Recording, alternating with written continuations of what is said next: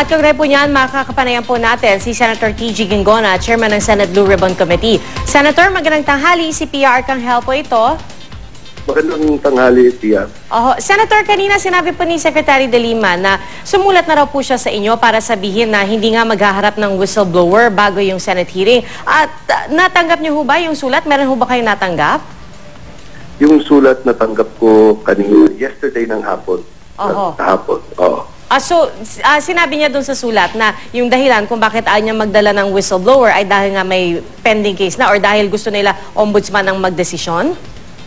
Dahil daw hindi daw pinahihintulutan ng ombudsman, dahil may mga rules ng ombudsman. Meron siyang sinight na mga rules ng ombudsman. Pero kanina doon sa hearing, tinanong ko sa kanya, sinabi ko sa kanya na hindi niya pwedeng gamitin yung rules ng ombudsman sapagkat hindi siya ang ombudsman. Ang pwede lang gumamit nun, yung ombudsman mismo. Hindi naman siya ombudsman, siya ang Department of Justice. Mabuti naman, at that point, mabuti naman sumang-ayon siya na hindi niya pwedeng gamitin yung mga rules ng ombudsman para hindi dalhin yung mga whistleblowers. Pero meron ho ngang parang ang ombudsman ho ba, meron po ba silang direct communication sa komite para sabihin na ipinagbabawal ang pagharap ng mga whistleblowers? Exactly, good question. Alam mo, everybody is using ombudsman, but actually, number one, the ombudsman has never communicated with the Senate Blue Ribbon Committee.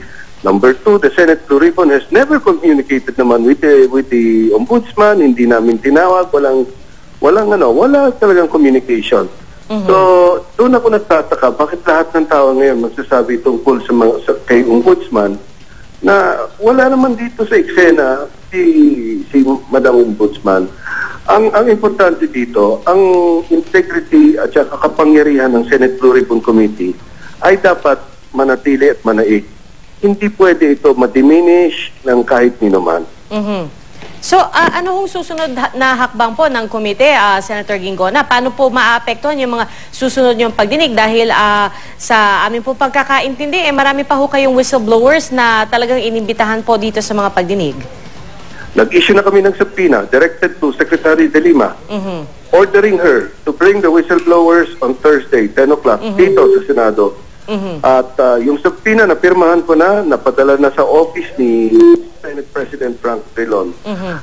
Ayon sa rules ng Senate Blue Ribbon Committee, ang mga subpoena pinipirmahan ng chairman at pinirmahan ko na, yun lang kailangan ng approval ng Senate President. So hanggang ngayon, nag-aantay ng approval ng Senate President. So yun na lamang po, no, pirma ni Senator Drilon ang hinihintay, Senator Ginggona?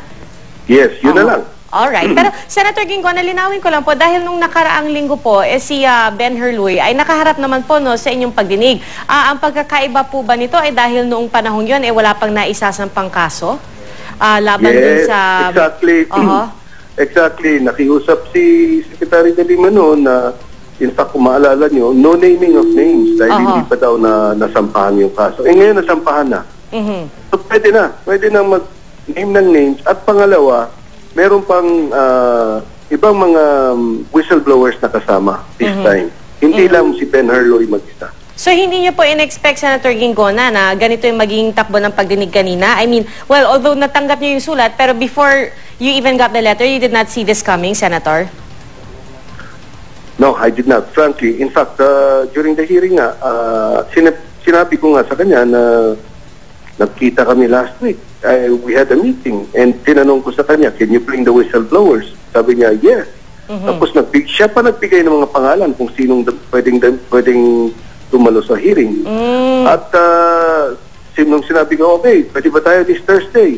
Sabi niya, Thursday kasi kaka-file lang, pagod yung mga whistleblowers, pwede ba next week na lang? Sabi ko, sige, since pagod kayo, pahingahin muna natin mga whistleblowers. Okay, let's have the hearing on Tuesday, which is today.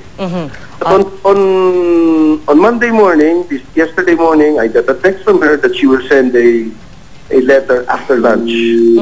And the letter did come after lunch, late in the afternoon, and that's when I found out hindi niya dadalhin yung mga whistleblowers. Alright, well, Senator, abangan po namin yung susunod po ninyong pagdinig sa Huwebes. Maraming salamat po. Si Senator TG Ginggona po, Chairman ng Senate Blue Ribbon Committee. Magandang tanghali po sa inyo.